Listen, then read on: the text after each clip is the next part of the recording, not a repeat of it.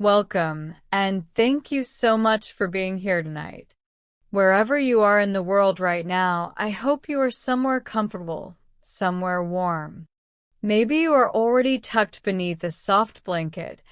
Maybe your pillow is perfectly arranged.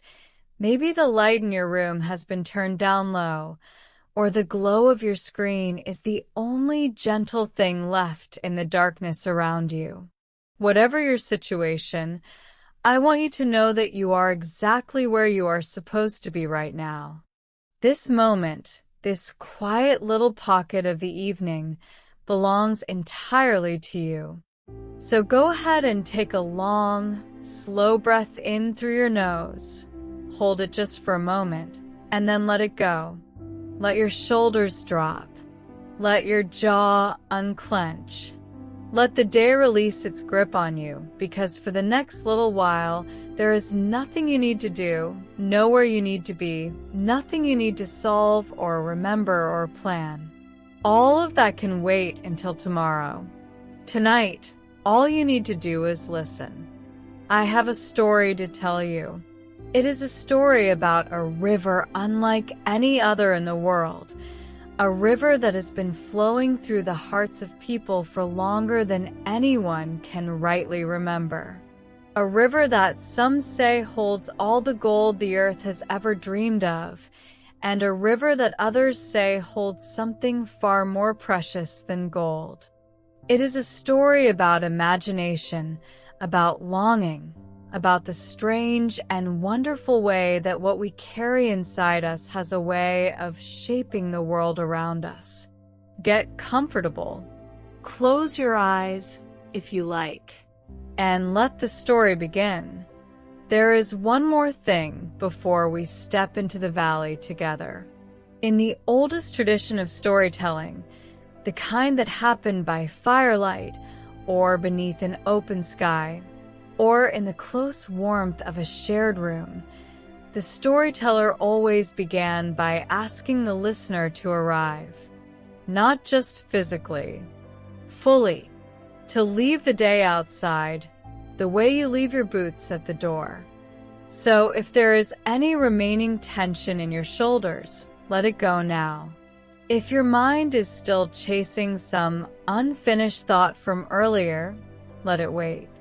Those thoughts will all be there in the morning if you need them.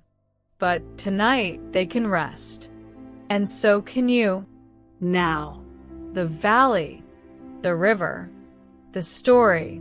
There is a valley in a part of the world so old that the mountains surrounding it do not even have agreed-upon names.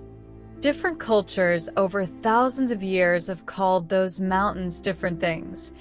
The pillars of morning, the forgotten shoulders, the place where clouds are born, and none of those names have ever quite settled into permanence. The valley itself is equally difficult to pin down. Travelers who have passed through it describe it differently depending on the season, the hour, and the particular mood of the sky overhead. In winter, they say the valley fills with a silver mist so fine and so quiet that walking through it feels like moving through a held breath.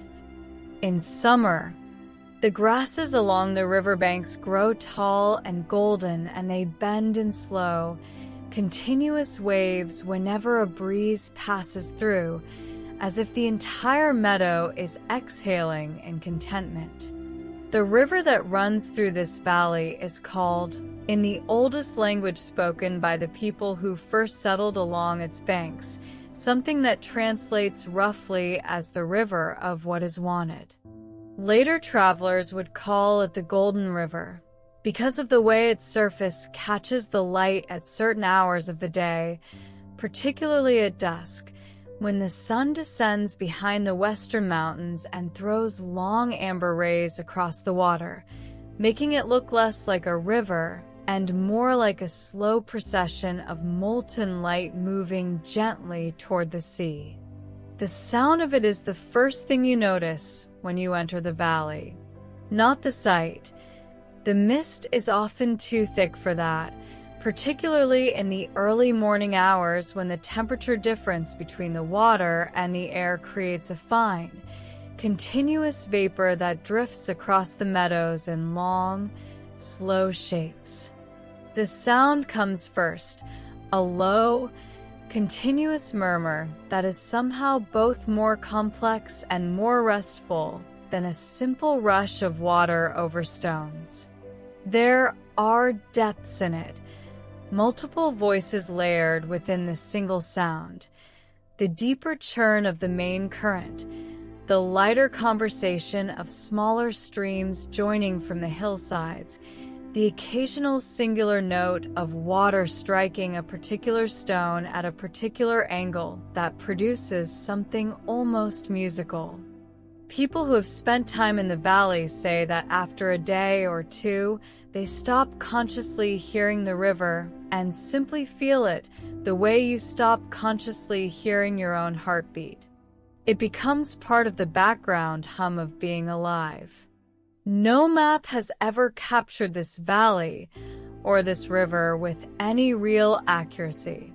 There are maps that hint at it, old parchment maps with faded ink and careful notations in the margins, maps drawn by travelers who were themselves relying on stories they had heard from other travelers.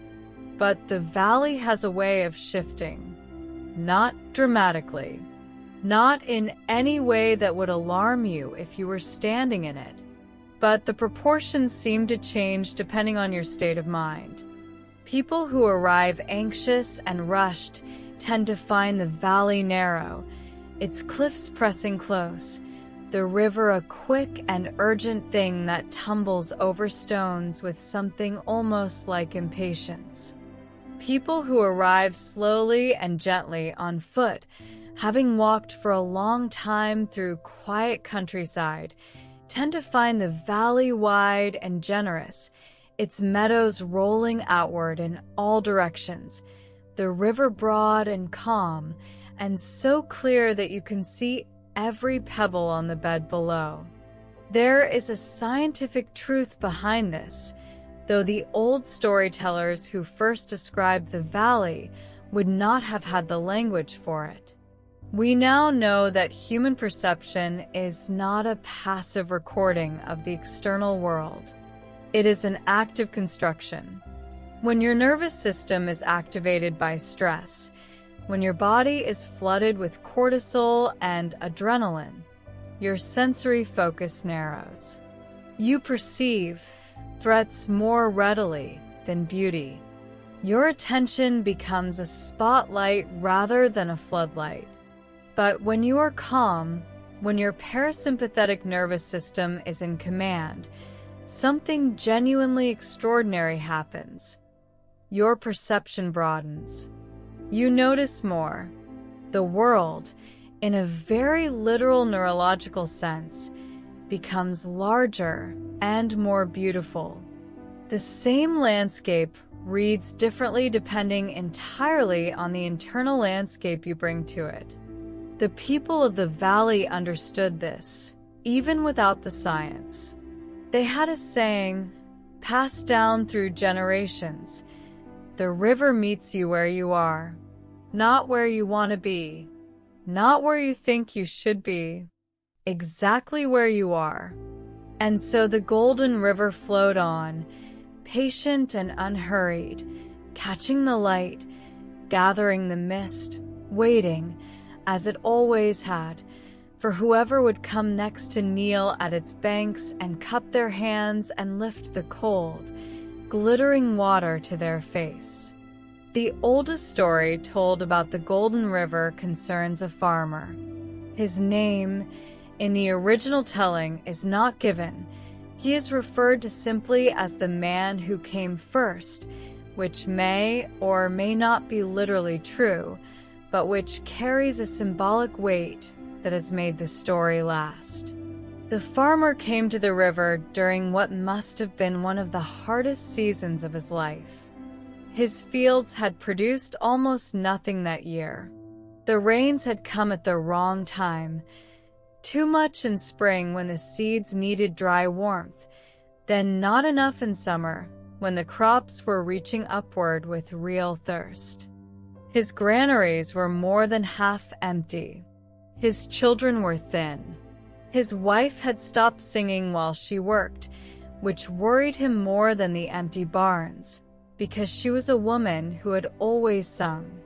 He walked to the river at dusk, that amber hour when the water runs gold, because someone in the village had told him about it in the vague way that people pass on old stories. Go to the river, they said. Sit with it a while. He went with no particular expectations. He was a practical man, a man of soil and seasons, and he did not believe in magic. But he was also a man who had run out of practical options, and sometimes that is all it takes to bring a person to the edge of something they would not otherwise approach. He knelt at the riverbank. The water was cool and impossibly clear. He could see every grain of sand beneath it, every tiny stone worn smooth by years of patient movement. He cupped his hands and lifted the water to his face, and as he did, he closed his eyes, not to pray exactly, but because the day had been long and the weight behind his eyes was heavy, and closing them felt like the only relief available. And in that darkness behind his eyelids, with the cold water still bright on his face, he saw his granaries full. Not empty, not half empty, full, stuffed to their timber rafters with grain, golden and warm, smelling of summer and plenty. He saw his children running between the barn and the house with flushed cheeks and loud voices. He saw his wife singing again, her hands busy, her face turned toward the window where the afternoon light came in. When he opened his eyes, the river was exactly as it had been, clear and gold and patient. But something in him had shifted. He walked home that evening with a different posture, straighter, slower, less like a man crushed beneath an invisible weight. Over the following weeks, he began doing things differently. He asked his neighbor, a man he had always found slightly irritating and therefore avoided, about the neighbor's method of irrigation, which was apparently more efficient than his own. He planted a smaller area but tended it with far greater care. He repaired the roof of the granary that had been leaking for 2 seasons, because now, in his mind, there was something in there worth protecting. He began waking earlier, not from anxiety, but from something closer to anticipation. He made decisions not from the contracted, fearful place he had been operating from all summer, but from the expanded, forward-looking space of a man who could already see the good outcome ahead. He did something else, too, that he did not initially recognize as significant. He began telling his children in the evenings about the season to come, not about the hardship that might follow, the version he would have told a month before, but about the harvest. He described it in simple detail: the color of the grain, the weight of a full sack, the sound of the mill turning. He made it real for them in words the way the river had made it real for him in water. And his children, listening, felt something shift in the household's weather from gray to something lighter. They began helping more willingly. The eldest began doing small repairs around the yard without being asked.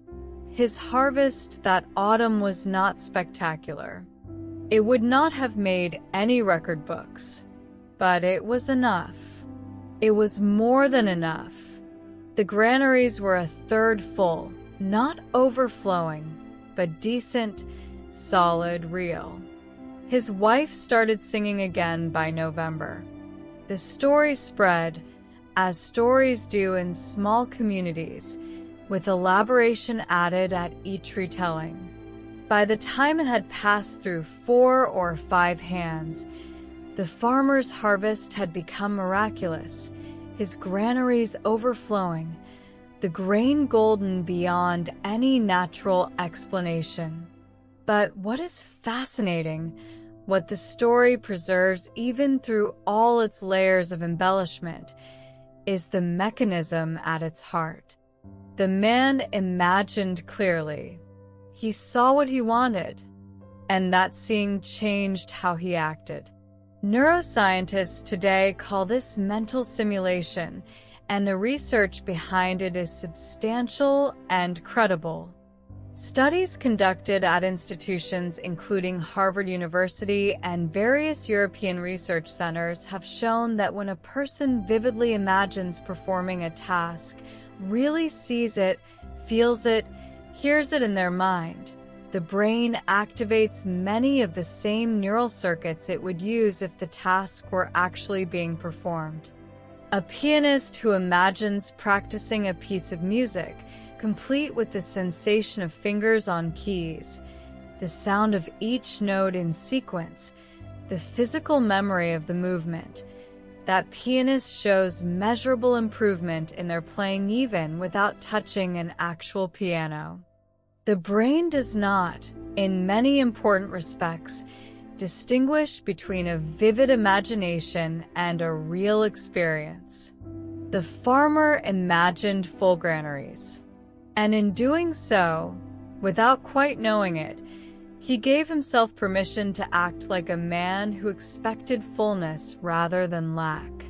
The river had given him exactly what he brought to it. Word spread through the valley and beyond it, the way word about extraordinary things always manages to spread despite great distances and slow communication. Travelers arriving from the east, from the west, from the high mountain passes to the north, all of them eventually heard some version of the same story. There is a river, they said. It gives you what you imagine. Go to it with a clear picture in your mind, and the river will make it real. Naturally, not everyone who came had the same experience as the farmer.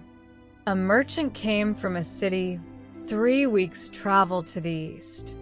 He was a wealthy man already, accustomed to having what he wanted, and he arrived at the river with a very specific demand. He wanted more wealth, triple what he had. He stood at the riverbank and thought about gold, coins, stacks of them, rooms full of them, and he cupped the water and waited. The water was muddy, not filthy, not unpleasantly so, but distinctly cloudy in a way that the farmer's water had never been. The merchant splashed it away from his hands, irritated, and went home with nothing. An elderly woman came from a village to the south. She had recently lost her husband of 47 years, and she came to the river with grief, so heavy it seemed to slow her footsteps on the path. She sat at the water's edge for a very long time before she cupped any of it in her hands. When she finally did, she was thinking not of what she wanted, but of what she feared, that she would not survive the loneliness, that the house would be too quiet, that she would simply stop finding reasons to wake in the morning. She told the story herself, many years later, of what happened in that moment. She said the water seemed cold in a way that went deeper than temperature. She said it made her shiver in a way that had nothing to do with the weather. And there was a young man, barely 20, who came full of complicated wanting. He wanted success, but he wasn't sure what kind. He wanted love, but he was afraid of it. He wanted freedom, but he was also terrified of being alone. He came to the river with a mind like a tangled ball of string, and he cupped the water and held it and thought about 7 different things at once, and the water ran through his fingers before he had settled on any of them. These stories passed alongside the farmer's story, and in the telling and retelling, people began to understand what they were really dealing with. The river, they concluded, does not grant wishes. It mirrors them. It shows you what you are carrying inside. And if what you are carrying is clear and warm and full of genuine vision, the water runs clear and warm and golden. But if what you are carrying is murky, if it is layered with contradiction and fear, and the kind of wanting that is really just another name for anxiety, then the water goes muddy. Not as punishment, not as judgment, simply as reflection. This is a truth that science has spent a great deal of time arriving at, and it is worth sitting with for a moment. Research into what psychologists call mental contrasting, the technique of vividly imagining a positive goal while also honestly acknowledging the obstacles, has shown consistently that people who engage in this kind of clear, honest visualization are more likely to take effective action toward their goals than people who simply fantasize vaguely about positive outcomes. The fantasy alone is not enough. The clarity is what matters. The realness of the imagined picture, the specificity, the warmth of it. The merchant thought about coins. Abstract, impersonal, disconnected from any deeper meaning. The farmer thought about full granaries, but what he was really thinking about was his children's faces and his wife singing. He was thinking about warmth, about safety, about love expressed through provision. The image was specific, sensory, emotionally charged. The river knew the difference. Or rather, the person holding the water knew the difference. Its rule was simple, even if it took people decades to articulate it properly. Bring it something real. Bring it something you can feel, not just calculate. And this, as it turns out, is not merely a piece of ancient folk wisdom. It is a description of exactly how the human motivational system functions at its best. The research literature on goal pursuit is extensive and sometimes contradictory, but one consistent finding rises above the noise. The emotional texture of a goal matters as much as its specificity. A goal that is clear but emotionally empty, 3,000 additional units sold by the fourth quarter, for example, activates the planning parts of the brain, but not the parts that sustain effort and generate resilience in the face of difficulty. A goal that is connected to something genuinely valued, to the actual feeling of having made something or helped someone, or become someone you are proud of being, activates the deeper motivational systems that keep people going when the easier thing would be to stop. The merchant's coins were specific but hollow. He had not thought about what the coins were for. He had not connected them to anything he actually cared about beyond the abstract accumulation they represented. And so his imagining, while technically clear, was emotionally empty, a picture without warmth, a target without meaning. The river returned it to him as muddy water, which was, if you look at it honestly, the accurate reflection of what he had brought. The woman with grief had brought something genuinely felt, something so real it ached, but what she had brought was fear rather than vision. And fear, as anyone who has spent time in it knows, has a particular quality of making the mind contract rather than expand. Fear narrows the visual field, speeds the heartbeat, focuses attention on threat. It is the opposite of the open, forward-looking, generative state in which the best imagining happens. She had brought her most real feeling to the river, but it was a real feeling that had no room in it for a possible future. The young man with his tangled wanting had brought neither clarity nor warmth nor fear specifically. He had brought confusion, which is perhaps the most human of all the things to bring to a river, and the most difficult for any river to work with. Over time, the people who visited the Golden River developed what might be called a practice, a set of informal preparations they made before approaching the water. They would walk more slowly as they neared the valley. They would sit for a while on the grass at the valley's entrance before they could even see the river, letting the day's pace leave their bodies. They would breathe the valley air, which always smelled of something ancient and clean, and they would ask themselves, not in words, exactly, but in the wordless way of genuine self-inquiry, what is it, really, that I am hoping for? Not what I think I should be hoping for.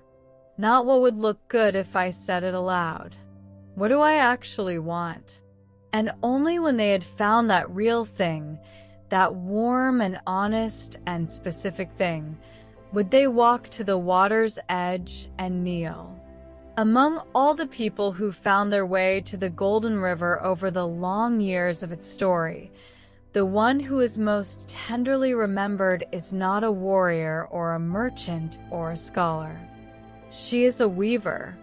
Her name, preserved in the oldest written account of the river's legends, is Assel, a word that, depending on the regional language and dialect, means either honey or moonlight, and those who loved her story always felt that it probably meant both at once. Assel was not poor, exactly, but she lived alone in a small house at the edge of a town, and she made her living by weaving cloth on a loom that had belonged to her mother, and, before that, to her grandmother. She was extraordinarily skilled.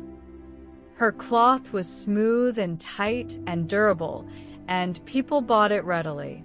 But skill and loneliness are a difficult combination, and Assel had spent many years making beautiful things in a room by herself, and somewhere along the way the joy of it had quietly dimmed. She came to the Golden River not because she had heard grand stories of miraculous harvests. She came because she had heard something smaller and more personal, that the river was a place where people went when they needed to remember what they actually wanted. A friend of a friend had said something like that, in passing, and it had lodged itself in Assel's mind like a splinter. She arrived at the valley on a morning in early autumn, when the air had just begun to carry that first cool note of the coming season, that particular crispness that makes everything feel a little more vivid, a little more itself. The river was quiet that morning, running low and slow between its banks, and the golden light of it was gentle rather than dazzling. Assel sat at the water's edge for a long time before she cupped it in her hands. She was not thinking about money. She was not thinking about success in any conventional sense. She was thinking about warmth, not the warmth of temperature, but the warmth of connection. She was thinking about what it would feel like to walk through a market and have someone stop her and say, "Your cloth, I wear it every day, it makes me feel like myself." She was thinking about the specific pleasure of making something beautiful enough that it moved a stranger. She was thinking about sitting at her loom in the morning light and feeling, not like a skilled machine executing a known pattern, but like an artist discovering something. The water in her hands, she said later, felt warm. Actually warm. Warmer than the air around her. warmer than made sense for a mountain-fed river in early autumn. And it glowed, faintly, the way water sometimes catches light from an angle you don't expect. She went home and she did something she had not done in years. She experimented. She began working with colors and patterns she had always admired but never tried because they felt too ambitious, too exposed. She made mistakes, and she made them again, and she made them better. She began attending the small monthly market in the nearest town, not just to sell her cloth, but to talk to people who bought it, to understand what they felt when they touched it. She began to understand, for the first time, that her work existed in relationship, not just as an object made in solitude, but as something that passed between her hands and another person's life. Within 2 years, people were traveling to her town specifically to buy Assel's cloth. Not because it had changed dramatically in technical quality, it had always been excellent, but because something in it had changed in spirit. People who handled it said it felt different from ordinary cloth. More alive, more intentional. One buyer, a woman who owned a clothing shop in a large city several days' journey away, told people that Assel's cloth had feeling in it, as if the maker had woven her whole self into every thread. What had the river done? It had done what imagination always does when it is vivid enough and honest enough and warm enough. It had clarified desire into direction. Assel had known she was lonely, but she had not quite known what she was lonely for. The river, or rather, the quiet time at the river's edge with her own thoughts, helped her understand that she did not simply want customers. She wanted connection. She wanted her work to be a bridge. And once she knew that, with that specific, emotional, embodied clarity, her actions changed. Her choices changed. Her craft changed. The science of creativity, particularly the research done in the latter half of the 20th century by psychologists like Mihai Csikszentmihalyi, who spent decades studying what he called flow, that state of complete absorption in a meaningful task, suggests that peak creative performance is not primarily a function of raw skill. It is a function of alignment, of the person knowing what they are actually trying to do, emotionally and spiritually, not just technically. Csikszentmihalyi's research across thousands of artists, musicians, surgeons, athletes, and craftspeople found consistently that the highest performance and the deepest satisfaction coincided not when people were simply competent, but when they were engaged in work that connected to something they genuinely cared about, and when they understood that connection clearly. People in flow, in that state of complete, frictionless absorption in a meaningful task, reported that time seemed to alter, that self-consciousness disappeared, that the distinction between the work and the worker temporarily dissolved. They were not doing their work, they were being it. And the quality of what they produced in that state was reliably, measurably superior to what they produced when merely executing a known skill, without that underlying connection to meaning. Assel had found that clarity at the water's edge. The river had given her nothing she didn't already carry, but it had held up a mirror, very gently, in the amber light of an autumn morning, and she had finally seen herself in it. There came a time, as there always does in the stories of any place, when the valley was touched by the wider world's troubles. Wars, the unnamed, half-remembered wars of old stories, swept through the surrounding lands, and soldiers passed through the mountain passes in both directions, some going to fight, some returning from it. The valley was small enough and quiet enough to escape the worst of it, but not all of its visitors came in peacetime. One soldier came alone, on foot, having walked for many days from somewhere he did not name to anyone.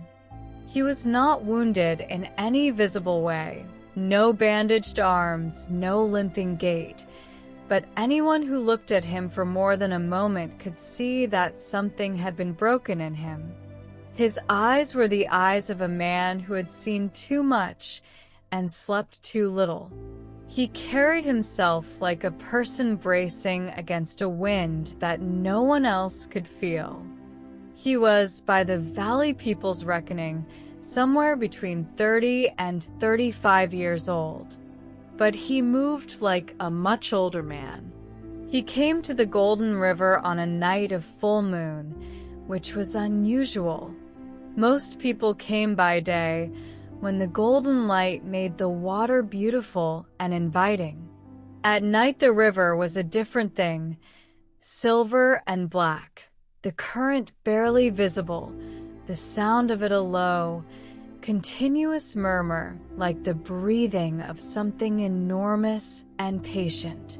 He knelt at the water's edge and he cupped it in his hands, and he held it there for a very long time without drinking it or splashing it over his face. He just held it, and in the silver dark, with the moon overhead and the valley silent around him, he closed his eyes and he tried to imagine peace. He said later, much later, to a grandchild who had pressed him for the story, that imagining peace was the hardest thing he had ever done. Not because peace is an abstract concept, but because after what he had lived through, his mind had been so thoroughly rewired for threat that even in the act of trying to imagine safety, his body responded with alarm.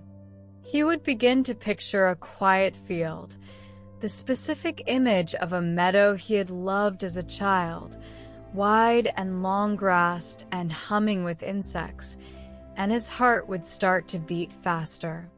His hands would tighten, the image would fracture, and behind it would be something else. He tried again, and again.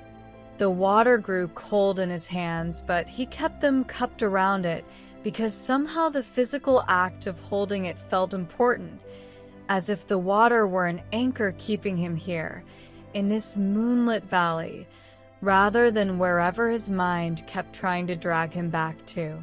He sat there for 2 hours. By the end of those 2 hours, he had managed to hold the image of the meadow for perhaps 30 consecutive seconds without it shattering. 30 seconds of a long-grassed field with bees in it and the smell of warm earth. 30 seconds of quiet. He told his grandchild that those 30 seconds felt like the most important 30 seconds of his life up to that point. He left the army within the year.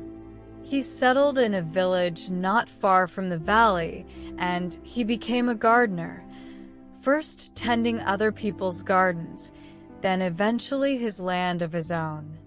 He grew vegetables and flowers.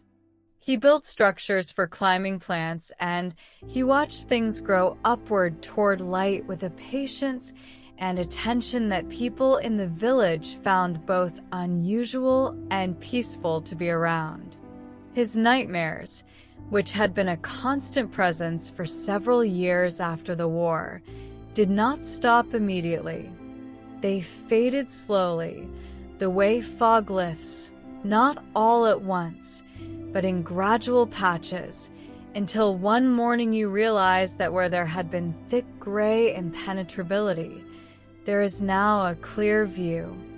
He said they had mostly gone by the time he was 40, and that by 50 they had become rare enough to feel like visitors rather than residents. What helped him, alongside the work of his hands in the earth, was a practice he had begun at the river and continued every evening for the rest of his life. The deliberate, careful, patient imagining of a peaceful scene. Just before sleep, just a few minutes of it. Eyes closed, breath slow, the meadow or the garden or the river itself. Whatever felt most real and calm that evening. This is not fantasy. This is, in documented and clinically verified form, one of the most effective tools available for addressing what we now call post-traumatic stress. Guided imagery, the structured practice of using calm, detailed, positive mental images to shift the nervous system out of a threat-activated state, has been used in therapeutic settings with veterans, survivors of violence, and people dealing with severe anxiety, with consistent and measurable results. Research published in journals including the Journal of Psychiatric Research and various clinical psychology publications has found that regular guided imagery practice reduces cortisol levels, the primary stress hormone, increases the brain's production of serotonin, and over time actually helps to restructure the neural pathways associated with threat response. The soldier had found this instinctively, alone at a moonlit river, through the oldest kind of self-knowing there is, desperation combined with a willingness to try. The river had given him 30 seconds of peace. He did the rest himself. And the garden he built in the years that followed was, by all accounts, extraordinary. Not large, not elaborate, but intensely, quietly beautiful in the way of things that have been tended with genuine love and genuine attention over a long period of time. People in the village would sometimes walk past it in the evening, slowly, the way people walk past things that give them something they cannot quite name. The soldier would sometimes be visible through the gate, kneeling in the soil, moving with the deliberate, unhurried patience of a man who has learned, at real cost, the value of a single quiet hour. He rarely spoke about the war. He rarely spoke about the river. But sometimes, when a visitor asked him directly how he had found his way from one life to the other, he would pause for a moment, his hands still in the earth, and say something simple. He would say, "I sat with the water until the water was calm. And then I followed it." By now, if you are still with me in this story, and I hope you are beginning to feel that pleasant heaviness in your limbs, that gentle softening around the edges of thought. You may have begun to sense something about the nature of the Golden River. You may have begun to understand that what we are really talking about, beneath the golden light and the ancient valley and the stories of farmers and weavers and soldiers, is something that lives inside you right now. Something that has been there your entire life. Something that you access every single night without quite knowing it. Let us stay with the story a little while yet, but let us also gently let in a little light. The river behaves the way the human brain behaves when it is allowed to rest and imagine freely. This is not a metaphor tacked on after the fact. It is the deep structure of what every story about the Golden River has always been pointing toward. The valley exists, the river exists, but not quite in the way that maps might suggest. The valley is the quiet, undisturbed space of a calm mind. The river is the flow of genuine imagination through it. Neuroscience, particularly the work done in the last 3 decades on what researchers call the default mode network, has given us an extraordinary gift. The default mode network is a set of interconnected brain regions that become most active not when we are focused on a task, not when we are solving a problem, not when we are paying attention to something in the external world, but when we are at rest, when we are daydreaming, when we are drifting, when we are, as the old stories would say, sitting at the water's edge with nothing particular to do. For a long time, scientists assumed that this resting state of the brain was essentially idle, background processing, nothing important. But the research of the last 30 years has overturned that assumption entirely. The default mode network, far from being idle, is engaged in some of the most sophisticated and valuable cognitive work the brain performs. It is the network responsible for imagining the future, for making sense of the past, for understanding other people's inner lives, for creative insight, for the strange, fertile, recursive process of thinking about thinking, what philosophers call metacognition. In other words, when your mind wanders, it is not wasting time. It is doing some of its most important work. In other words, when your mind wanders, it is not wasting time. It is doing some of its most important work. The research on the default mode network has produced some of its most striking findings in studies of creative thinking. When scientists at institutions including the University of California and Oxford have scanned the brains of people in the midst of creative insight, the moment when a difficult problem suddenly resolves, when a connection forms between two ideas that had seemed unrelated, when a solution arrives as if from nowhere, they have found consistent activation of the default mode network. The wandering, daydreaming mind is not separate from the creative mind. It is the creative mind. It is the creative mind. The focused, task-oriented mind is extraordinarily useful for many things, but it tends to follow known paths, to apply established methods, to think in grooves it has used before. The default mode network roams. It makes lateral connections. It thinks sideways, diagonally, through associations that the focused mind would edit out as irrelevant. This is why so many people report their best ideas arriving in the shower, or on a walk, or in that drowsy state between waking and sleep. Not because those activities are somehow specially conducive to genius, but because they're the situations in which the task-focused brain temporarily releases its grip and the default mode network, the river, so to speak, is allowed to run. What we feed this network matters too. The default mode network does not generate ideas from nothing. It works with the material it has, with memories, with experiences, with images accumulated over a lifetime. This is why readers tend to be better at creative problem solving than non-readers, and why people who have spent time in nature tend to exhibit better creative thinking than people who have not. Both activities populate the mind with rich, varied, emotionally resonant material for the default network to work with. You cannot have a rich river if you have never brought anything to its source. The river flows when the mind is quiet enough to let it. When we are busy and stressed and saturated with input, the default mode network is suppressed. The task-focused parts of the brain take over and the wandering, dreaming, imagining parts go quiet.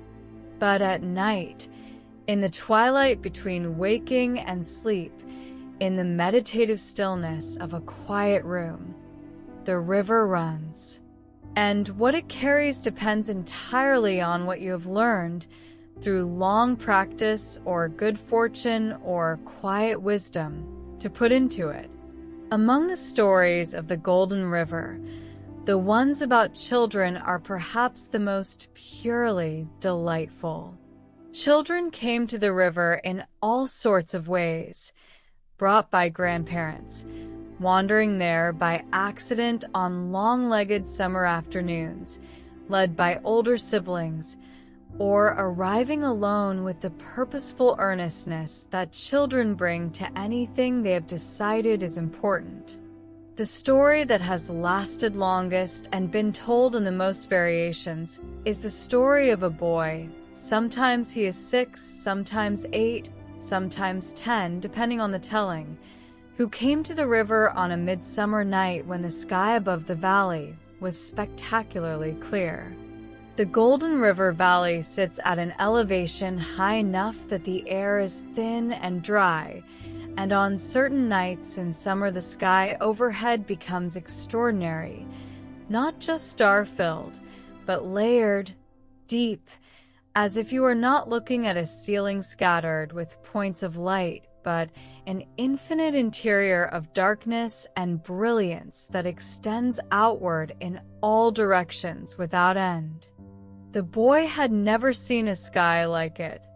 He had grown up in a town where lamplight and hearth smoke and the close proximity of rooftops made the stars dim and partial.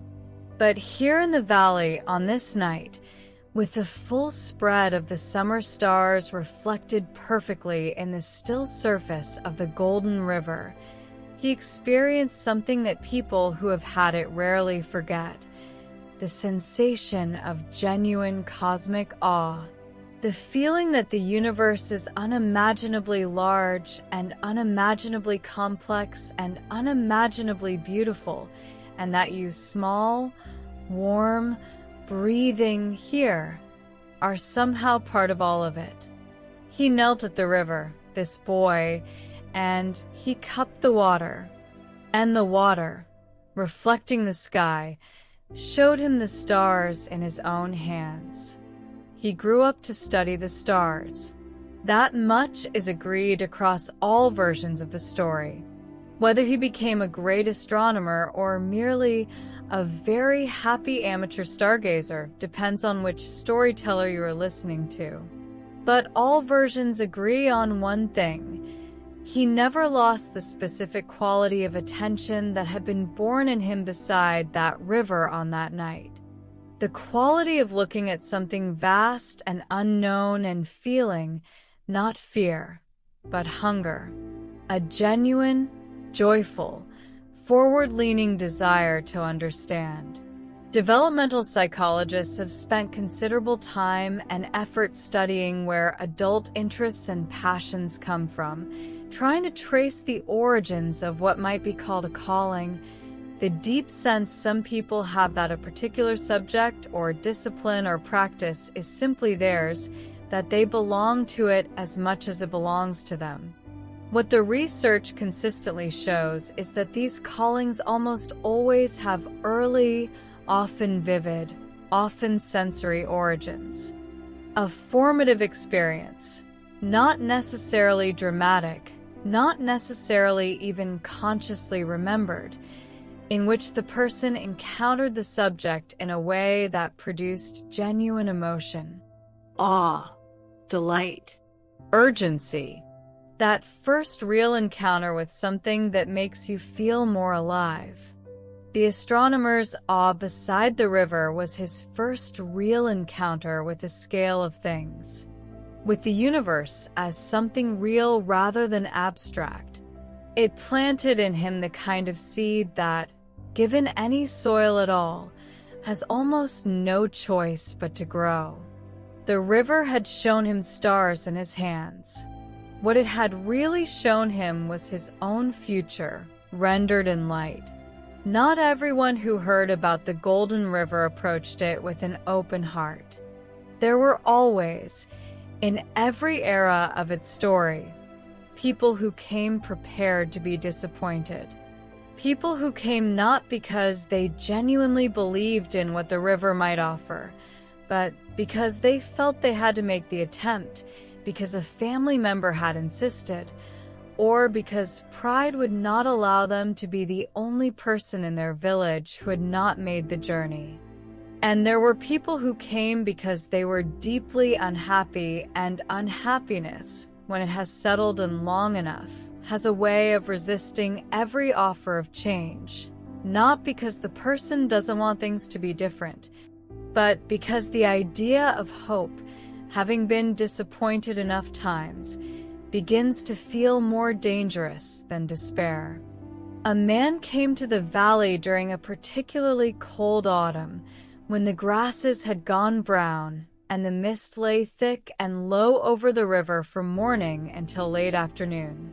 He was a tanner, a man who worked with hides and chemicals and the less beautiful aspects of the material world, and he had lived a life of considerable difficulty. Not dramatic difficulty, not the kind that produces heroes or cautionary tales, but the grinding, accumulative difficulty of a person who has never quite had enough of anything, enough money, enough warmth, enough recognition, enough rest. He arrived at the river with a clear expectation of failure, not as a posed attitude, not as something he could have easily articulated. It was deeper than that, structural, built into the way he stood and the angle at which he held his head. He expected nothing good, not because he was stupid or cruel, but because nothing good had come reliably enough in his life to make expecting it feel like anything other than a setup for further disappointment. He cupped the water. He thought about what he wanted, and what he wanted was vague and gray. For things to be better, for the work to be less hard, for the cold to not settle so deep into his hands in winter, for his landlord to be a kinderman, for something unnamed, unspecified, to simply improve. The river ran gray.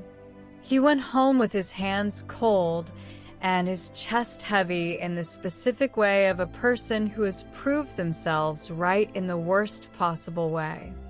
He told his neighbors that the river was nonsense, that it was cold water and nothing else, and that anyone who thought otherwise was a fool or a liar. And some of his neighbors believed him and stopped planning their own journeys to the valley. This is a well-documented phenomenon, and it is important to name it clearly, without judgment. The tanner was not a bad person. He was a person whose nervous system had learned, through long experience, that hope leads to pain. In psychological terms, he was exhibiting what researchers call learned helplessness, a state first identified in animal studies by psychologist Martin Seligman in the 1960s and subsequently confirmed in extensive human research. When an organism, human or otherwise, is repeatedly exposed to difficult circumstances that they cannot control or escape, they eventually stop trying, even when circumstances change and escape or improvement becomes genuinely possible. The brain does not update its model quickly or automatically. It takes sustained positive experience, often combined with deliberate effort, to override the hardwired prediction of failure. The tanner's gray water was not the river's failure. It was the river's honesty, and it was a truth about what he carried that, had he been able to receive it, might have been the beginning of something. But he was not able to receive it, not then. And the story does not record whether he ever returned. What the story does preserve is the community's response, a careful, non-judgmental recognition that the river shows what is brought to it, and that what is brought depends heavily on a whole lifetime of experience, and that judgment of those who receive gray water rather than gold is not only unkind but deeply misses the point. The river never gave up on the tanner. It remained there, clear and golden and patient, for whenever he might come back. In the long history of the Golden River stories, scholars inevitably made their appearance. Not immediately. The stories of farmers and weavers and soldiers are older, more fundamental, rooted in the elemental human needs of food and beauty and safety. But eventually, as the legend of the river spread to places where people had the luxury of sustained intellectual curiosity, thinkers began making the journey to the valley with notebooks in hand, intent on understanding not just what the river did, but why. The most celebrated of these scholars came from a university in a great city. The city is named in some versions, but the name changes enough between tellings that it seems not to matter, where he taught philosophy and what we would now recognize as early psychology. He was a man of considerable intelligence and considerable skepticism, which is exactly the right combination for someone trying to understand something genuinely mysterious. He spent 3 full seasons in the valley, observing visitors at the river.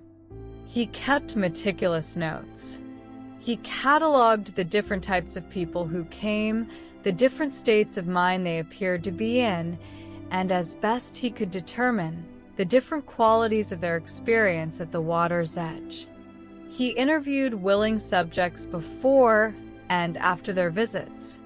He asked people to describe, as precisely as they could, what they had been thinking about when they cupped the water. His findings, which he eventually compiled into a small treatise that circulated in handwritten copies among interested scholars for several generations, can be summarized quite simply. The river does not change the world. It changes the person, and the change in the person then changes their world. He was the first, or at least the first whose thinking was preserved, to articulate clearly that the phenomenon of the Golden River was not supernatural in origin. It did not require any force outside ordinary human psychology to explain. What the river did was provide quiet beauty, the particular quality of clear water and open sky, a context in which the busy, noisy, self-protective layer of the mind could soften slightly, and the deeper layer, the one that knew what was actually wanted, could surface. He noted something particularly interesting about the placebo effect, though he did not use that phrase, which would not be coined for many centuries. The person who came looking for success and found, at the water's edge, that what they really wanted was an afternoon with no obligations. The person who came looking for love and found that what they really wanted first was peace with themselves. The river does not give you what you ask for. It gives you the deeper thing beneath the asking. And that, the scholar concluded, is worth considerably more. There came a period, the storytellers are imprecise about when, saying only that it was after many prosperous seasons and before a time of great change, when the people of the valley and its surroundings began, gradually, to forget the river. Not dramatically, not all at once. No one announced that the Golden River was no longer worth visiting. It simply faded, the way things fade when they are not actively tended, slowly, quietly, without particular crisis, until one day you notice that what had once been vibrant is now thin and pale and barely visible. The reasons were various, as the reasons for forgetting always are. Life had become more complicated. New roads had been built through the mountains, bringing trade and news and the particular busyness that comes with connectivity. There were markets to attend and debts to manage and political arrangements that required constant attention. Children, who had once been brought to the river as part of the natural rhythm of a season, were now needed at home for practical work. The journey felt longer than it once had, even though the distance was identical. And there was another reason, more subtle and more interesting. People had begun to feel that the things they needed could be obtained more directly. The merchant road offered goods that imagination once had to substitute for. Why sit by a river dreaming of warmth when you could buy a heavier coat? Why imagine abundance when you could calculate a better trade route? The imagining felt, in the context of a more materially supplied life, somehow childish. A holdover from simpler times. The river did not complain. Rivers do not. But the people who occasionally made their way to the valley during this period noted something they found difficult to describe. The river seemed flat, slower. The golden color it caught at dusk was there. Technically, the sun still set at the same angle. The water still ran over the same stones, but it seemed somehow less vivid, less present, as if the animation had gone out of it. This is a truth about imagination that writers and artists and psychologists have returned to again and again, in different languages and different frameworks. Imagination, like a muscle, responds to use. It deepens and strengthens with engagement. It can also atrophy, not permanently, not irreversibly, but noticeably, when it is left unexercised for long periods. The psychologist Jerome Bruner, who spent much of his career studying how narrative and imagination function in human development and cognition, argued that human beings are fundamentally storytelling animals, that we understand ourselves and our world through narrative and image, not primarily through abstract logic. When we stop telling stories, when we stop imagining, when we fill all our available mental space with data and transactions and logistics, we do not become more functional. We become, in a very important sense, less human. We lose access to the parts of ourselves that know, in the deep, wordless way of genuine understanding, what actually matters to us. Albert Einstein, a man not generally associated with mystical rivers, said something relevant to this in his writings on imagination.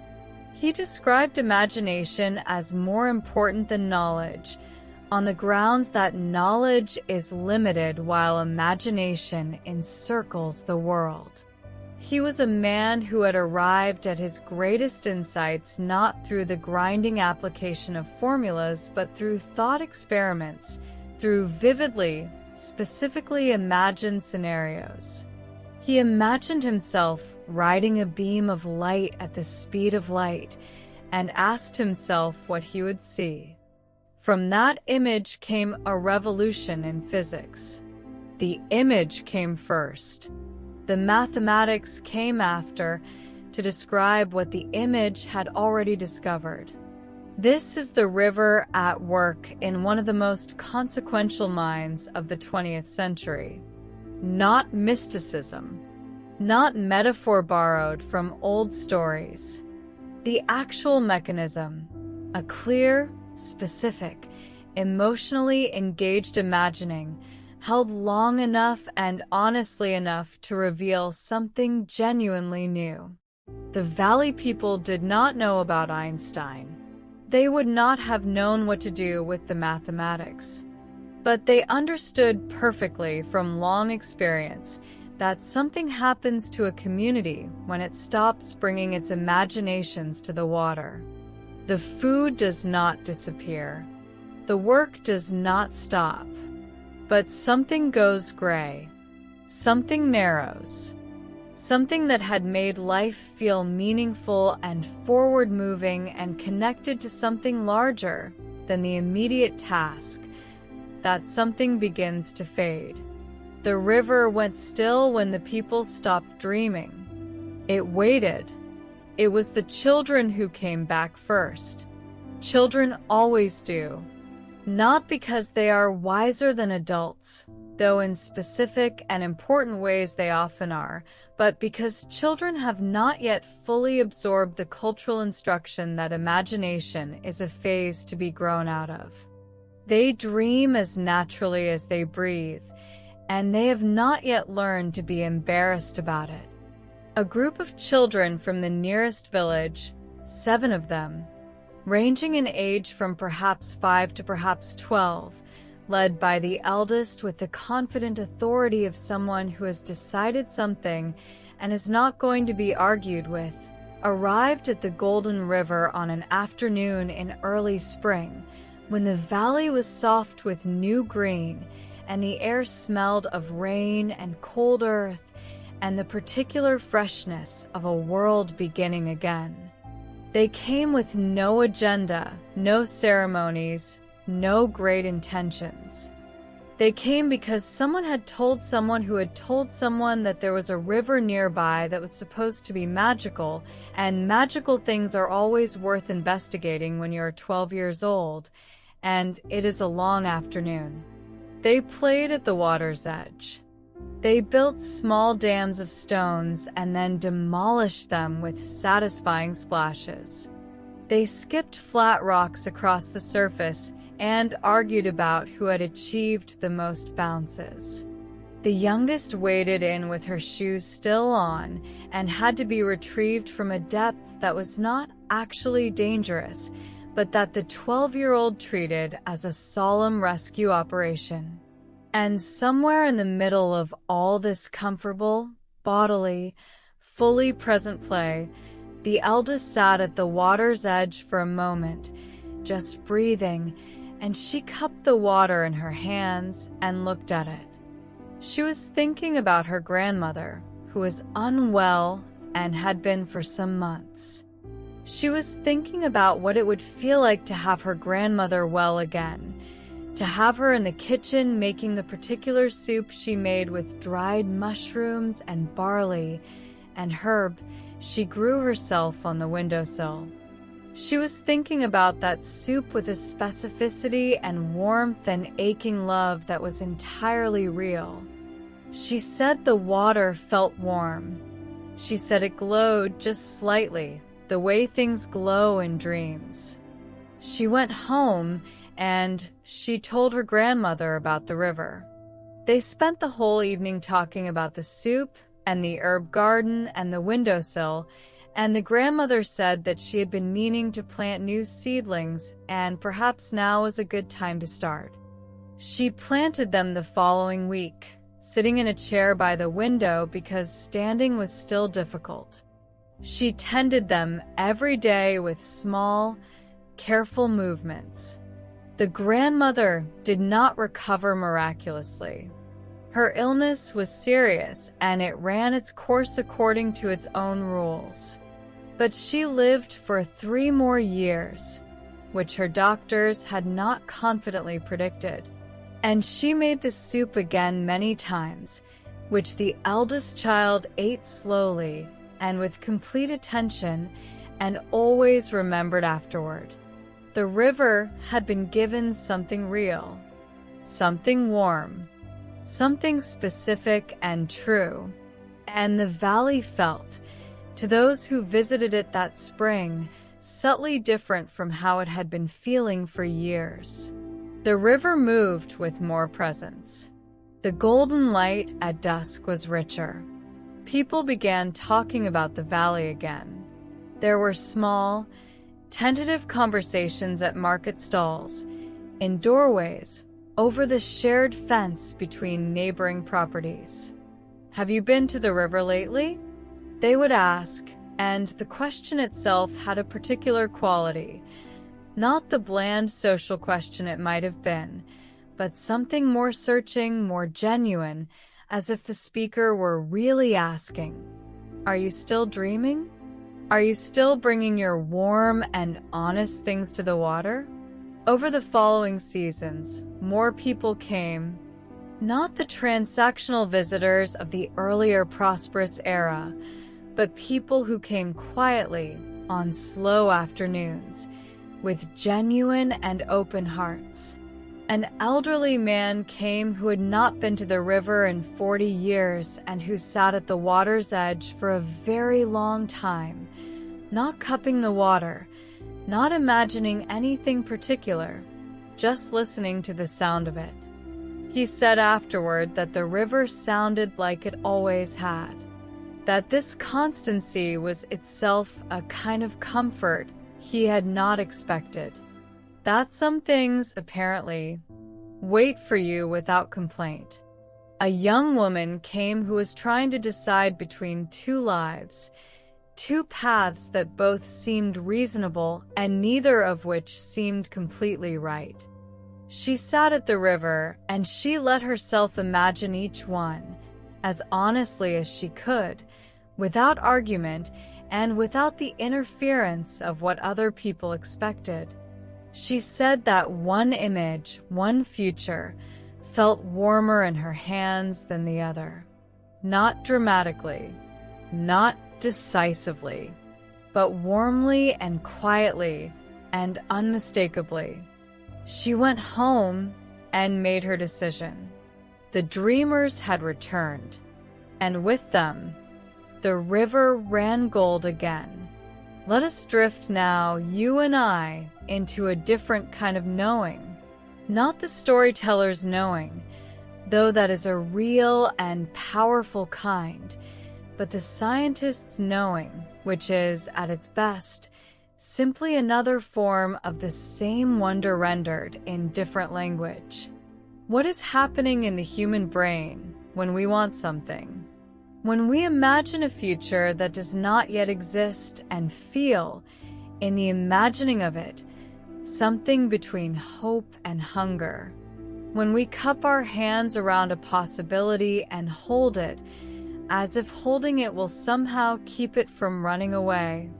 The answer involves a small structure deep in the center of the brain called the ventral tegmental area, which is part of what neuroscientists call the reward circuit or the mesolimbic dopamine pathway.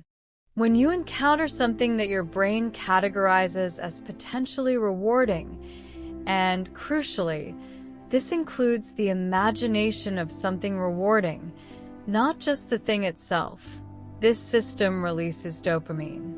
Not in a flood, not in a rush, but in a precise and purposeful stream that does several remarkable things simultaneously. Dopamine, widely misunderstood in popular culture as simply a pleasure chemical, is more accurately described as an anticipation chemical. It is released not primarily at the moment of reward, but at the moment of anticipated reward. The wanting, not the getting. Studies using brain imaging technology have shown that the dopamine surge associated with imagining a desired outcome is comparable in intensity to the dopamine surge produced by the outcome actually occurring. Your brain, in neurochemical terms, already knows the pleasure of the thing you are reaching for. It has already felt it, already registered it, already treated it in some meaningful neurochemical sense as real. This explains something that anyone who has pursued a long-term goal will recognize: the strange combination of energy and calm that comes from genuinely believing in where you are going. Not bravado, not forced positivity, but genuine, warm, specific belief. The kind that comes from having imagined the destination so clearly and honestly that it already feels, in some important way, familiar. That is dopamine at work. That is the brain's way of saying, yes, this direction, keep going. It also explains the collapse that comes when belief fails. When the image goes gray, and the motivation drains, and suddenly the very actions that seemed possible yesterday feel impossible today. That too is neurochemistry. The dopamine signal has weakened. The anticipated reward no longer feels real enough to sustain the effort. And the solution is not willpower. The solution is to go back to the water's edge, to find the image again, to make it warm and specific and real once more until the river runs gold again in the mind. This has profound implications for motivation. When you vividly imagine a positive future, when you really see it, really feel it, really inhabit it in your mind, your brain begins treating it as partially real. It primes the attentional systems to notice opportunities relevant to that imagined future. It lowers the activation threshold for behaviors associated with moving toward it. It increases persistence in the face of obstacles because the reward signal it is holding is vivid enough to remain motivating even when the immediate situation is difficult.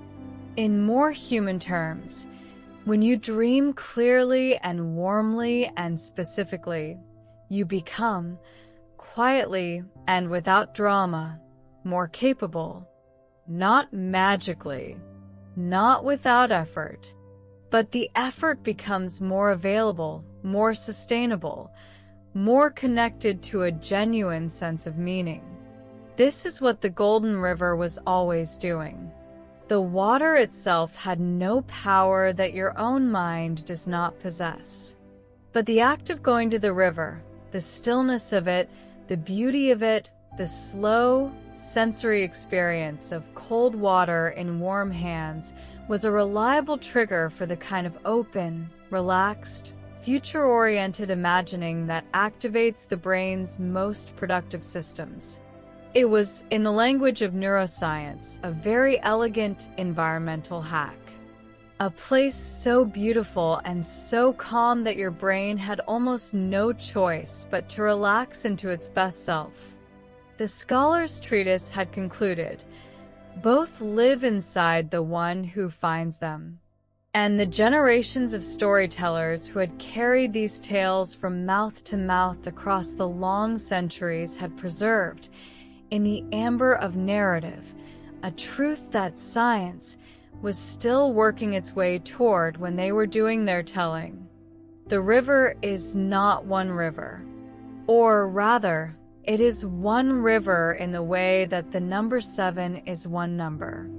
7 is 7 everywhere, in every language, in every counting system that exists.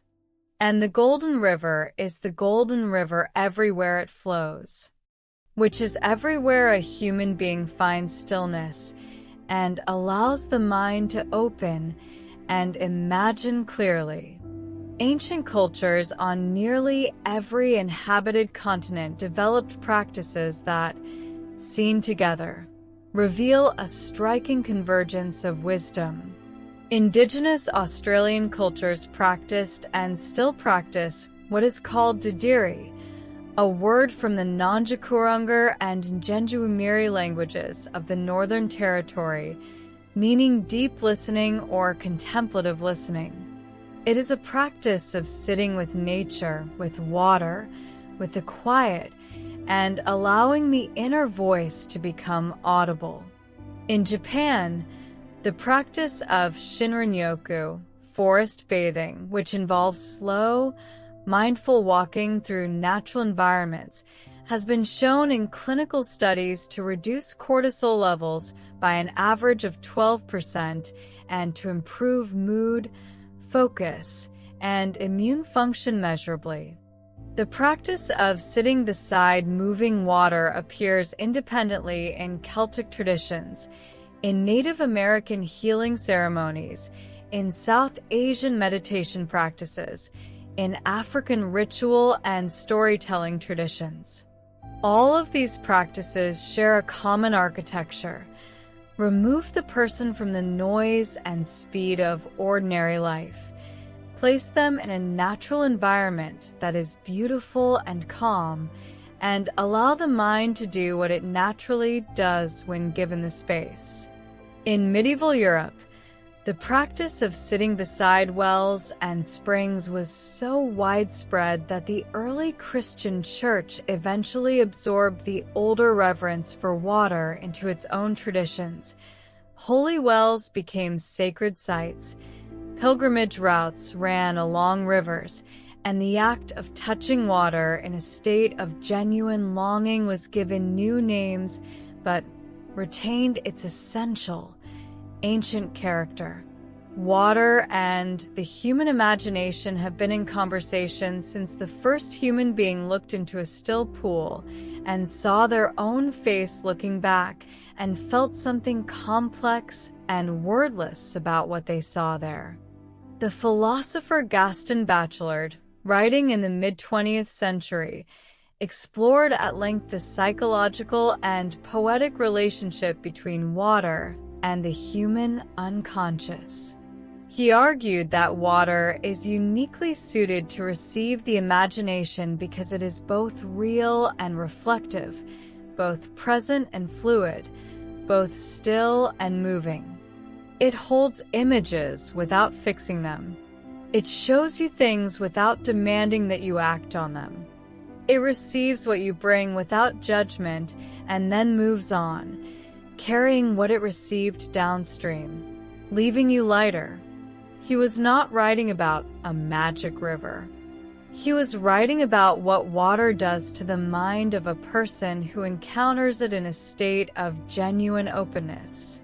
The Golden River, in this sense, is nothing more and nothing less than the most beautiful version of something that has always been available. The river is in every culture because the practice it represents is universal. Every human nervous system responds to stillness and natural beauty in the same fundamental ways. Because every human nervous system evolved in natural environments before it evolved for cities and screens and the particular relentless input of modern life. The river flows in the brain of someone sitting by a window in a rainy city, watching the drops track down the glass, letting the day's thoughts soften into something more fluid and open. The river flows in the mind of someone lying in a quiet room, very close to sleep, half in and half out of ordinary consciousness, in that suspended state where images come of their own accord and time has no particular grip. The river flows in the heart of a child lying in tall grass on a summer afternoon, looking up through the seed heads at a blue sky, thinking about nothing in particular and everything at once. It flows now very likely in you. As you listen to this story in whatever quiet place you have found, with whatever blanket or pillow or darkness surrounds you, the river is running. Your default mode network is beginning its gentle, golden work. The images you carry with you, the wants and the warmths and the specific tender things that matter to you, are beginning to rise toward the surface the way things rise when water is still enough. Let them come.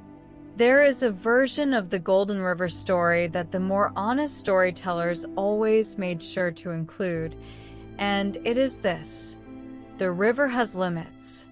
These limits are not punishments. They are not evidence of the river's indifference or cruelty. They are simply the nature of things, and a story that did not include them would be not just incomplete but irresponsible.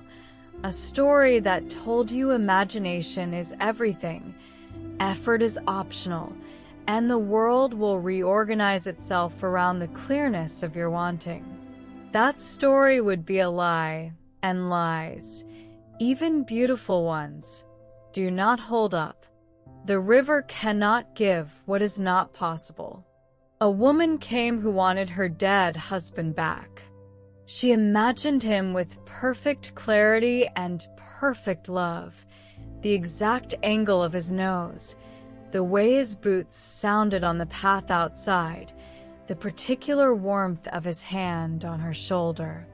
She cupped the water, and she held it, and her imagination was as vivid and loving and specific as any the river had ever received. The water was warm and golden and still, and her husband did not return. What the river gave her was something more modest and more real, a sense held quietly in the stillness of the valley that the love had not gone. That what love produces in a person, the way of caring, the quality of attention, the particular habits of kindness that form between two people over a lifetime, these things continue. They are, in a real sense, still there, expressed now through everything she did and everyone she tended. The love had made her, and she remained. She wept at the water's edge for a long time, and then she went home. She did not pretend the grief was gone. She did not claim the river had healed her, but she said, to anyone who asked, that the visit had given her something she could not quite name, a kind of permission, perhaps, to carry the loss without being destroyed by it. A young man came who wanted to become something he was not built to be. He wanted, with fierce urgency, to be tall. He was a short man in a world where height conferred certain social advantages, and he had spent many years in a low-level fury about this. He imagined himself tall at the river's edge. He imagined himself meeting rooms with his eyes level with other men's eyes. He imagined the specific physical sensation of height, looking down rather than up, taking longer strides. The water did not make him tall. No body of water on earth can alter bone structure. But what happened in the valley, over 3 visits across 2 years, because he was persistent in his quietly desperate way, was something unexpected. In the stillness and the beauty of the place, in the complete absence of the social contexts in which his height felt like a deficit, he encountered himself simply as a person, whole, present, breathing, and gradually, across those visits, the fierce urgency about height began to soften, not disappear, but become something less all-consuming, less definitional. He remained short, but he became less imprisoned by it. This is not magic. This is what sustained contact with beauty and quiet does to the nervous system's grip on its fixed ideas. It is what mindfulness-based therapies call decentering, the capacity to observe your thoughts and feelings as events in the mind rather than as absolute truths about the self. It doesn't resolve every problem, but it loosens things. And loosening is sometimes exactly what is needed.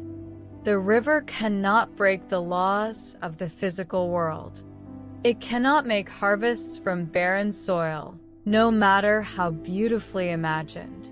It cannot substitute for the actual work required to build a skill, develop a relationship, or heal from injury. What it can do, what imagination properly engaged always does, is change the internal landscape from which you approach those necessary efforts.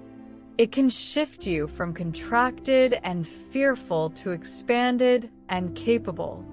It can reconnect you with what you actually want, as opposed to what you think you should want or what you are afraid of not having. It can give you the particular clarity that comes from genuine vision, which is the best possible foundation for genuine action. The river gives you yourself, at your most capable. What you do with that is, and has always been, up to you. And now, you and I, we have arrived at a particular hour. The story has unfolded around you. The characters have come and gone. The farmer, the weaver, the soldier, the child with stars in his hands, the scholar with his careful notes, the children who brought the river back. The science has been offered and received. The limits have been acknowledged. And here we are, you in your warm place and I in the story, at the moment that the Golden River has been building toward across all its long, patient history. This is the moment when the river comes to you. You do not need to travel to a valley. You do not need to pack a bag or plan a journey or find a path through old mountains. The valley, as the scholar long ago concluded, is inside. The river is running. It has been running through this whole story. And now, in whatever stillness you have found tonight, I want to invite you to cup your hands. Not literally, although if you want to, if it helps, that is perfectly fine. But in your mind, take a slow breath if you haven't already. Let the exhale be slow too, not forced, not controlled, just long and easy, like water finding its level. Another breath. Feel where your body is heaviest, which parts of you have settled deepest into wherever you are lying or sitting. Let those parts be heavy. You don't have to lift them. You don't have to manage them. Let them be as heavy as they want to be. Now bring to your mind an image. Not a plan, not a resolution, not a goal expressed in terms your spreadsheet would approve of. An image. A warm one. A specific one. Something that, when you hold it in your mind, makes your chest feel a little fuller. Maybe it is a place, a real place, or an imagined one. It doesn't matter. A kitchen table with morning light across it. A garden in the rain. A path through tall trees that opens onto a view. A room that smells of something you love. Maybe it is a feeling, the feeling of having done something well. Of having said the right thing to someone who needed to hear it. Of lying down at the end of a day that was genuinely, all the way through, a good one. Maybe it is a person. Someone whose company is simply easy and warm. Someone who makes the world feel more navigable by being in it. Whatever your image is, let it come with all its detail. What does the air feel like in that place? What is the quality of light? If there is sound, what is it? If there is warmth, where do you feel it in your body? Now hold it. Not tensely, not with effort.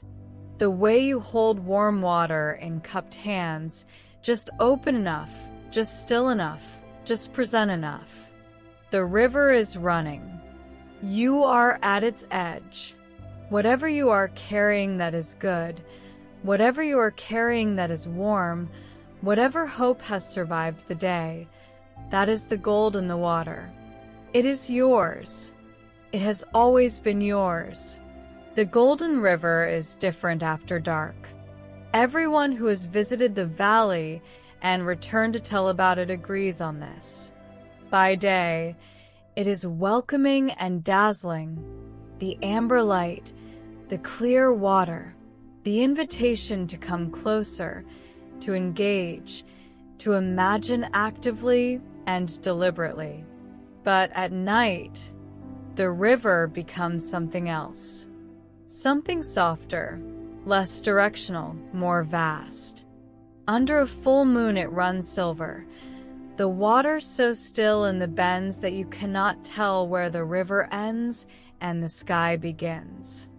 Under a new moon it runs in almost complete darkness. You hear it more than see it, that steady, liquid conversation it holds with the stones beneath it, and it sounds, in the dark, like the breathing of something ancient and deeply at rest. The storytellers who described the night river always did so with particular tenderness. There is something about a body of water at night that speaks to a part of us that the daylight world does not always reach, the part that is not planning, not producing, not managing. The part that is simply present in the most animal and elemental sense. Awake but not active. Aware but not alert. The part that is very close to sleep, and in its closeness to sleep, very close to something important. Sleep, we now know, is far from idle. The research of the last 50 years has overturned entirely the old assumption that sleep is simply a period of maintenance, the body repairing, the brain doing nothing of consequence. What actually happens during sleep is something closer to magic if you use that word to mean deeply real and not yet fully understood.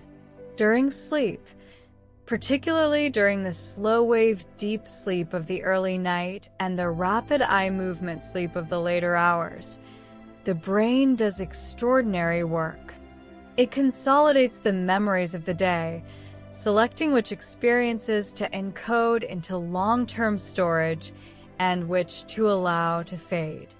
It clears metabolic waste products from the neural tissue, literal, physical cleaning, facilitated by what researchers have called the glymphatic system, a kind of cellular cleaning process that is most active during sleep.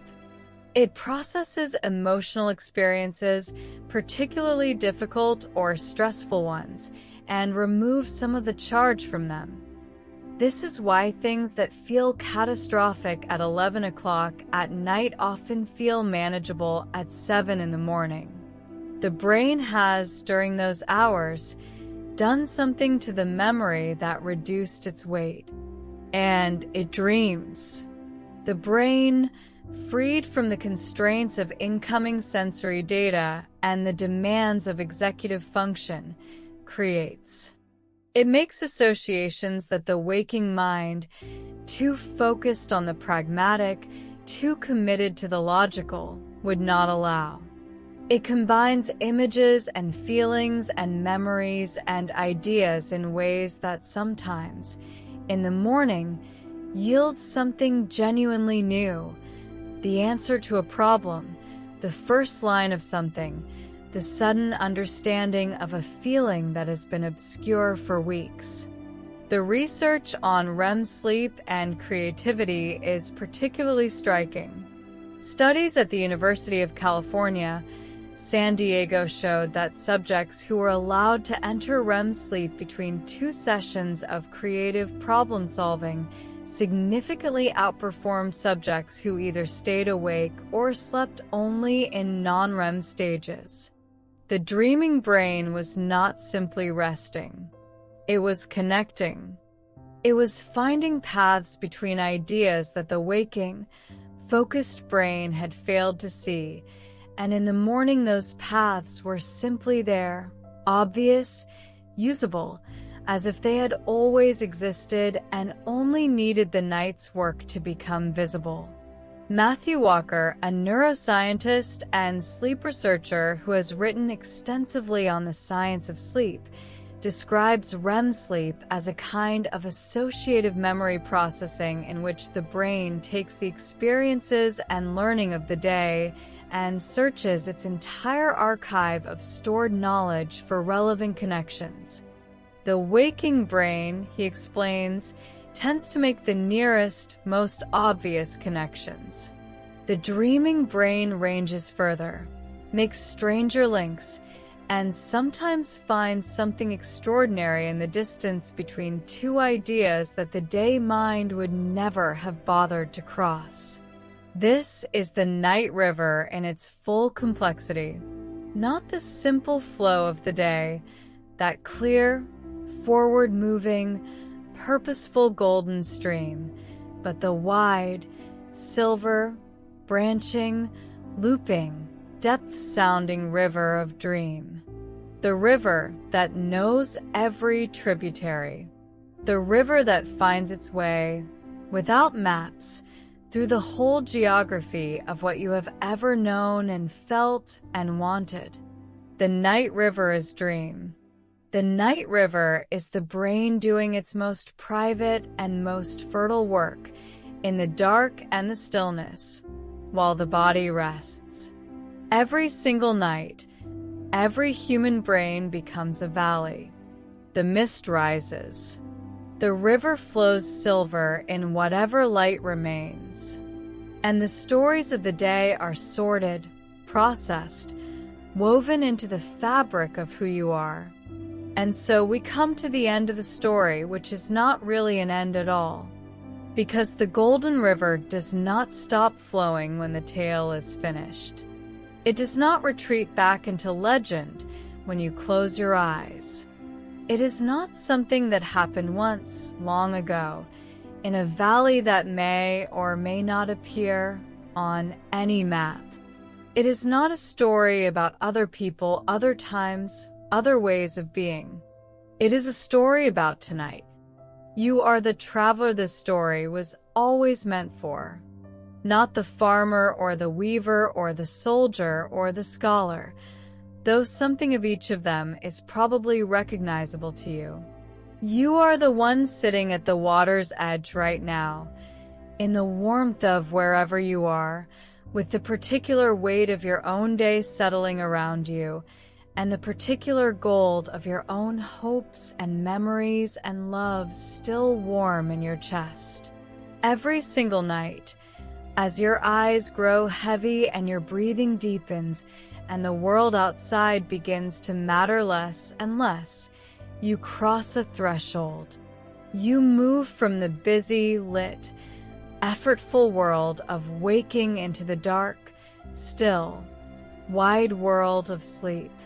And in the crossing, in that luminous, borderless space between fully awake and fully asleep, the space the poets have always described as twilight and the scientists now describe as the hypnagogic state, the river is running. The hypnagogic state, as researchers have documented in careful detail, is a period of genuinely extraordinary mental activity. The brain, in transitioning from wake to sleep, temporarily releases many of its normal inhibitions and organizational rules. The result is a flood of imagery, vivid, often surprising, sometimes deeply beautiful images that arrive without being summoned, associations that the logical mind would never have generated, feelings that have no obvious source. Many artists and scientists and writers throughout history have described this state as uniquely fertile, a source of ideas and images and solutions that the fully waking mind cannot easily access. Thomas Edison famously used this state deliberately. He would sit in a chair holding steel balls in his hands, and when he drifted into the hypnagogic state, the balls would drop from his relaxing hands, waking him, and he would immediately write down whatever image or idea had been forming in his mind just before the waking. He credited many of his insights to this practice. Salvador Dali used an almost identical technique with a key held over a ceramic plate, sitting in a hard chair at the edge of sleep, letting the surreal images of the hypnagogic state flood in, and snapping awake at the clatter of the key to capture what he had seen before it dissolved back into whatever interior place it had come from. The surrealist movement in art was, in part, a sustained attempt to harvest this particular borderland, to bring the strange, rich, associative material of the pre-sleep mind into daylight. What these practices share, what Edison and Dali and the old storytellers beside the river all understood, is that the boundary between waking and sleep is not a wall. It is a shoreline, and the water lapping at that shore comes from somewhere deep and wide and endlessly interesting. You do not need to hold steel balls. You are not trying to capture an invention or paint a canvas. You are trying to rest. But even in the resting, something is happening. Something is being sorted and filed and connected. Something is being found that was lost and healed that was hurt and understood that was puzzling. You are, without any effort at all, already at the river, already at its edge. The valley is here. What you carry into that state matters. Not in a high-stakes, pressure-filled way. Not in a way that requires you to perform or achieve anything. But in the way that it always matters what you bring to a beautiful, still, open place. The Golden River meets you where you are. And if where you are, tonight, is warm and soft and just a little hopeful, if you have let the day's tensions release enough to feel the good things that were in it, however small, however ordinary, then the river runs gold. You are not the farmer. You do not need full granaries. You are not the weaver. You do not need a shop full of customers. You are not the soldier. Your battles, whatever they are, can wait until morning. Right now you need nothing more than what you already have. A warm place, a quiet moment, the rhythm of your own breathing, and whatever small good thing you are willing to let yourself imagine. A good day tomorrow that starts with some ease and moves at a pace you can manage. The face of someone you love, clear and close and well.